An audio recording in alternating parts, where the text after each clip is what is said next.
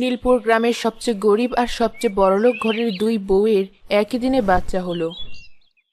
তুমি ভয় পেও না, আমি তোমার পাশে আছি। সৃষ্টিকর্তা চাইলে আমরা ঠিকই এবার মা বাবা হব, আমাদের বাচ্চার মুখ দেখব। তাই যেন হয়। প্রতিবারই মরা বাচ্চার মুখ দেখতে দেখতে আমি ক্লান্ত। এবারও যদি মরা বাচ্চার মুখ দেখতে হয়, তাহলে আমি চাই তার আগে যেন আমি মরে যাই। তুমি এসব বলো না, সব ঠিকঠাক মতো হবে। দেখো, আমাদের বাচ্চার কোনো কিছুর অভাব রাখবো না আমরা। এত সব ধন সম্পদ আমি কার জন্য করেছি? আমাদের বাচ্চার জন্যই তো। এবার আর নিরাশ হব না আমরা। ওই তো দাইমা চলে এসেছেন, তুমি এখন যাও। আমার খুব কষ্ট হচ্ছে, তুমি তাড়াতাড়ি দাইমাকে ডেকে আনো। ডাকতে গিয়েছিলাম, কিন্তু সে ভুইয়া সাহেবের বাচ্চা জন্ম দেওয়ার জন্য গিয়েছেন। ওখানে কাজ শেষ হলে এখানে আসবেন। আর কতক্ষণ লাগবে? আমি আর পারছি না। আর একটু ধৈর্য ধরো, এসে পড়বে। তোমাকে কতবার করে বললাম এই বাচ্চা নেওয়ার কোনো প্রয়োজন নেই, তবুও তুমি আমার কথা শুনলে না। এমনিতেই দুটো বাচ্চার খরচ জোগাতে হিমশিম খাই আমরা, তার উপর আবার আরেকটা। আমার মেয়ে বাচ্চার কত শখ তা তো তুমি জানোই। আমাদের যে বাচ্চা দুটো আছে তারা দুজনই ছেলে। এবার যদি আমার মেয়ে বাচ্চা হয়, তাহলে আমার আর কোনো চাওয়া থাকবে না। ছেলে মেয়ে তো এখন উপরওয়ালার হাতে, তিনি যা দিবেন তাই নিয়ে সন্তুষ্ট থাকা ছাড়া আমাদের কিছু করার নেই। দাইমা, আমার শিরিনের কি অবস্থা? মা আর বাচ্চা দুজনেই সুস্থ আছে তো? আমাকে ক্ষমা করে দিও বাবা। অনেক চেষ্টা করার পর এবারও তোমার বাচ্চাকে বাঁচাতে পারলাম না। শিরিনের শরীরে অনেক দুর্বল হয়ে পড়েছে। এরপর তোমাদের আর বাচ্চা নেওয়ার চেষ্টা না করাই ভালো, নয়তো ওর জীবন ঝুঁকিতে পড়বে। এ কি বলছেন দাইমা? ওর জ্ঞান ফেরার পর যদি দেখে আবারও একই ঘটনা ঘটেছে, তাহলে তো কষ্টেই মরে যাবে। আপনি যে কোনো একটা উপায় বের করুন ওকে বাঁচানোর জন্য। দোহাই লাগে দাইমা। আচ্ছা, আমি দেখছি কি করা যায়। ওই বাড়ির মল্লিকারও বাচ্চা হবে আজ। আমাকে ওখানে যেতে হবে এখন। শিরিনীর জ্ঞান ফিরতে অনেক সময় লাগবে। ততক্ষণে কোনো একটা উপায় খুঁজে বের করার চেষ্টা করব। জি, ঠিক আছে। দাইমা, আপনি এসেছেন? মল্লিকার খুব কষ্ট হচ্ছে। আমি এসে পড়েছি। এখন আর তোমাদের কোনো চিন্তা নেই। তুমি বাইরে অপেক্ষা করো। অনেকক্ষণ পর দাইমা তার হাতে ছোট দুটো বাচ্চা নিয়ে বের হলো। মহির তাড়াতাড়ি তার কাছে ছুটে গেল। মল্লিকা কি ঠিক আছে দাইমা? আমাদের কি ছেলে হয়েছে না মেয়ে? আপনার হাতে দুটো বাচ্চা। মল্লিকার ইচ্ছা অবশেষে পূরণ হয়েছে। তোমাদের একটা না, দুটো মেয়ে হয়েছে। দুটো? একটা মেয়ের খরচ চালাতেই যেখানে হিমশিম খাবো, সেখানে আবার দুটো মেয়ে! কি যে করি! তোমার আপত্তি না থাকলে আমি তোমাকে এই বিপদ থেকে বের হওয়ার একটা উপায় বলে দিতে পারি, যাতে তুমি, তোমার দুই মেয়ে আর মল্লিকা সবাই সুখে শান্তিতে থাকতে পারো। কি উপায়? তোমাদের একটা মেয়েকে আমি এক নিঃসন্তান দম্পতির হাতে তুলে দিতে চাই। ওদের টাকা পয়সার কোনো অভাব নেই। তোমার মেয়ে ওখানে সুখেই থাকবে। আর একটা মেয়ে পেয়ে মল্লিকাও খুশি হবে। তোমার উপরও চাপ কমবে। আপনার উপর আমার বিশ্বাস আছে, আমি রাজি আপনার প্রস্তাবে। নিয়ে যান আমার একটা মেয়েকে।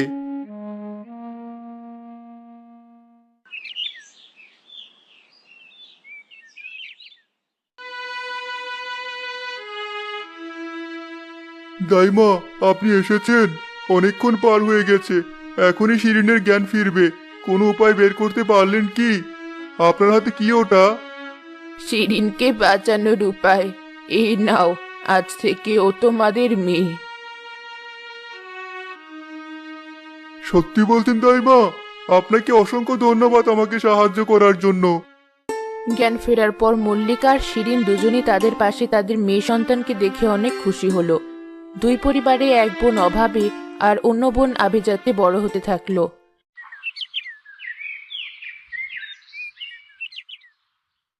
আমাদের স্কুলে স্বপ্নার সাথে তোর চেহারার কত মিল!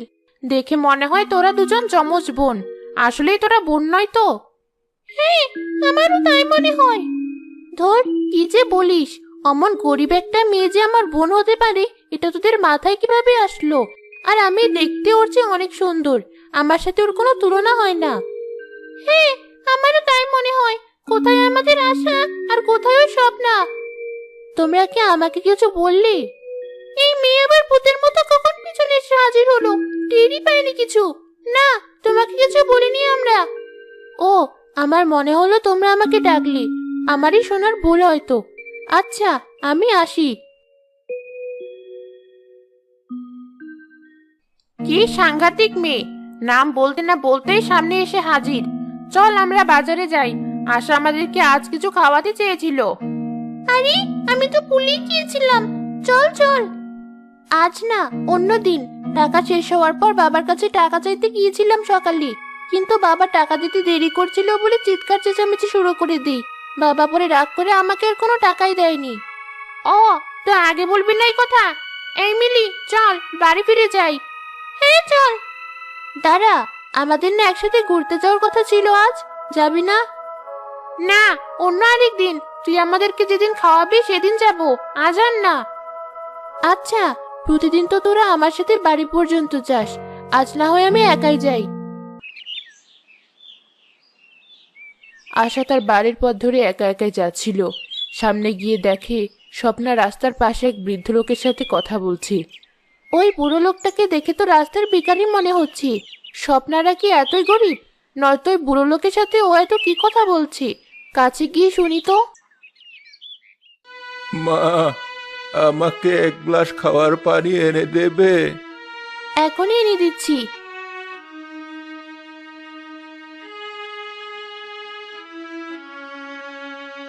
এই নিন।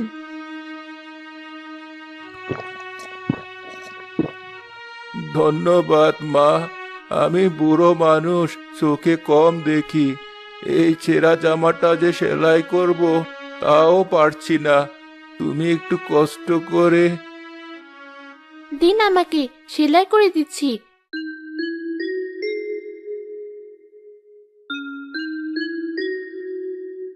শেষ আমার সেলাই করা। আপনার আরো কিছু লাগবে? ওই ক্ষেত থেকে আমার কটা শাক আর আলু তুলে এনে দিতে পারবে? আজ ওগুলো খেয়েই নিজের পেট চালাবো। একটু অপেক্ষা করুন, এখনই আনছি।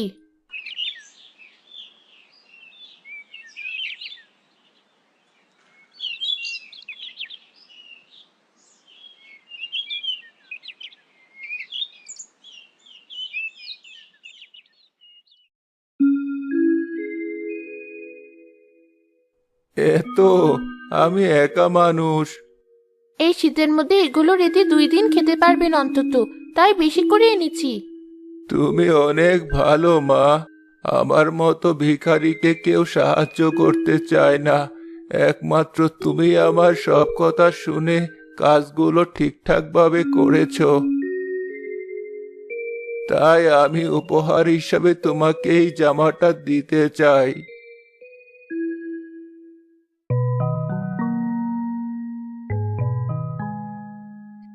এত সুন্দর জামা আমি আগে কখনো দেখিনি, আর ওজনেও বেশ ভারী।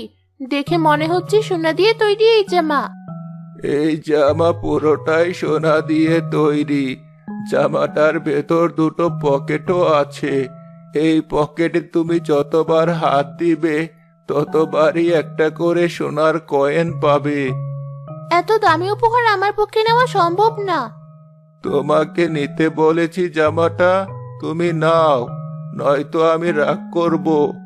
আচ্ছা, আপনি যখন এত করে বলছেন, আমি তাহলে আসি। আচ্ছা মা, এই জামাটা যত্নে রেখো, অবহেলা করো না, নয়তো তোমাদের উপর বিপদ নেমে আসবে। কোনো সমস্যা হলে আবার এসো।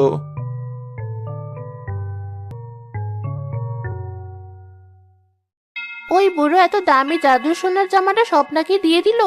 যাই, আমিও ওই বুড়োকে সাহায্য করে আমার দামি একটা জামা উপহার হিসেবে চাই।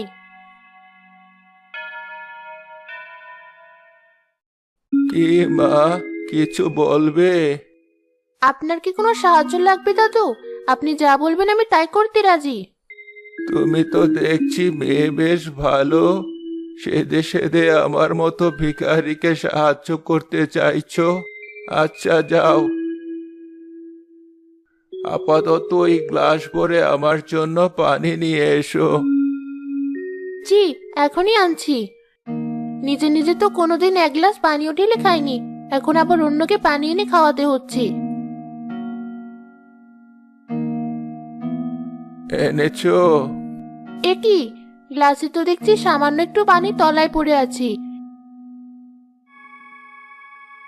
এটুকু পানি আনতে আমার জীবন বের হয়ে গেছে। যখনই গ্লাসটা নিয়ে হাঁটা শুরু করি তখনই পানি পড়ে একাকার অবস্থা হয়ে যায়। আপনি এই গ্লাস দিয়ে পানি আনতে বলেছিলেন, এনেছি। পুরো গ্লাসটায় যে পানি দিয়ে ভরে আনতে হবে সেটা তো আর বলেননি। ঠিক আছে, বুঝেছি। ধন্যবাদ তোমাকে। এরপর কি করতে হবে বলুন আমাকে, আমার হাতে সময় কম। আমার এই ছেঁড়া জামাটা একটু সেলাই করে দাও। এই ময়লা ছেঁড়া জামা আবার সেলাই করার কি আছে, ফেলে দিলেই হয়। দিন, সেলাই করছি।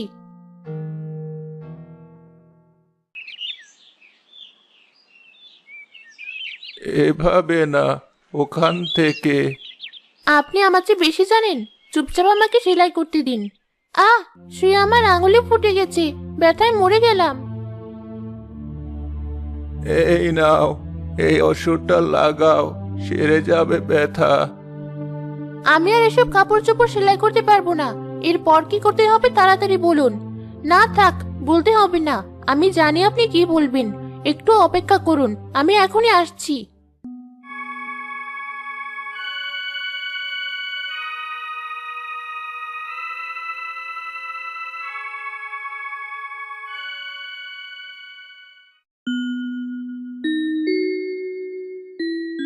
এগুলো কি?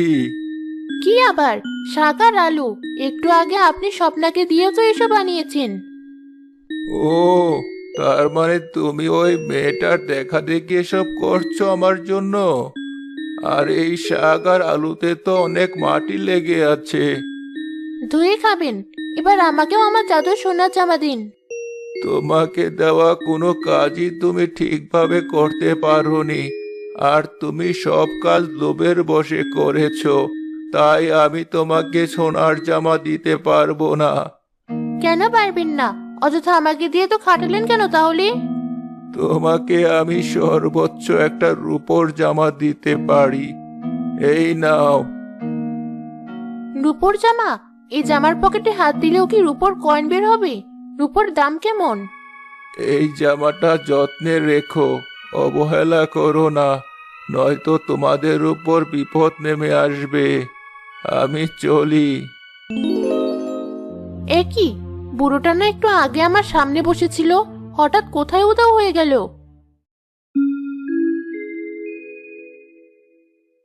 আশা জাদুর রূপোর জামার পকেটে হাত দেওয়ার পর রূপোর কয়েন পেল, কিন্তু রূপোর দাম কম হওয়ায় সে জামাটা অযত্নে ফেলে রাখলো। কয়দিন পর তাদের উপর বিপদ নেমে এলো।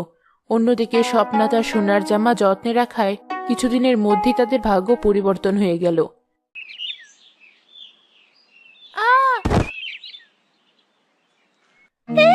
আশা ছেঁড়া জুতা পরে হাঁটতে গিয়ে পড়ে গেছি। যখন টাকা পয়সা ছিল তখন তো ভাবের চোটে ওর কাছেই যাওয়া যেত না, আর এখন গরিবের হালে থাকি। ঠিক বলেছিস, চল আমরা স্বপ্নাকে আমাদের বন্ধু বানাই। তোমাদের মতো মানুষকে বন্ধু বানানোর কোনো ইচ্ছা নেই আমার। তোমাদের যেহেতু আশা ভালো, অভিনয় না করে মনে যা আছে তাই বলে দেয়। আশা, তুমি ঠিক আছো? হ্যাঁ, ধন্যবাদ। আগে তোমার সাথে অনেক খারাপ ব্যবহার করেছি আমি, আমাকে ক্ষমা করে দাও। বোনকে ক্ষমা না করে কি থাকা যায় বলো? বাবা সেদিন আমাকে সব বলেছে, কিভাবে অভাবের কারণে ছোটবেলায় তোমাকে অন্যের হাতে তুলে দিয়েছিল। এখন আর আমাদের কোনো অভাব নেই, তুমি চাইলে আমাদের সাথে থাকতে পারো। না, আমার মা বাবা আমাকে অনেক ভালোবাসে, তাদেরকে ছেড়ে আমি কোথাও যাব না। ওরা যেমন আমাকে এতদিন সুখী রেখেছে, একদিন আমিও পরিশ্রম করে ওদেরকে সুখে রাখবো। খুবই ভালো চিন্তা, তোমার আশা যেন পূরণ হয়।